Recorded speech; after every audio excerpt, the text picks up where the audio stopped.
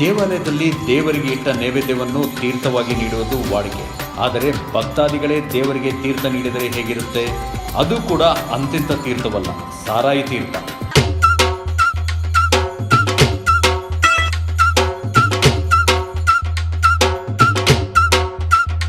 ಹೌದು, ದೇವರಿಗೆ ಸಾರಾಯಿಯನ್ನೇ ನೈವೇದ್ಯವಾಗಿ ನೀಡುವುದು ಸಂಪ್ರದಾಯ. ಬಾಗಲಕೋಟೆ ಜಿಲ್ಲೆಯ ಬಾದಾಮಿಯ ಕೆಲವಡಿ ಗ್ರಾಮದಲ್ಲಿದೆ. ರಂಗನಾಥ ದೇವಾಲಯದಲ್ಲಿ ಪ್ರತಿ ವರ್ಷ ಜಾತ್ರೆಯ ವೇಳೆ 10 ಗ್ರಾಮಗಳ ಜನ ಹೂವು ಕಾಯಿ ಜೊತೆ ಸಾರಾಯಿಯನ್ನು ಕೂಡ ತೆಗೆದುಕೊಂಡು ಬರ್ತಾರೆ. ಸಾರಾಯಿಯನ್ನ ನೈವೇದ್ಯವಾಗಿ ಇಟ್ಟರೆ ದೇವರು ಸಂತುಷ್ಟರಾಗ್ತಾರೆ ಅನ್ನೋದು ಇಲ್ಲಿನ ಜನರ ವಾಡಿಕೆ. ಹಾಗಾಗಿ 100 ವರ್ಷಗಳಿಂದ ಈ ಸಂಪ್ರದಾಯ ಮುಂದುವರಿಸಿಕೊಂಡು ಬರಲಾಗುತ್ತದೆ.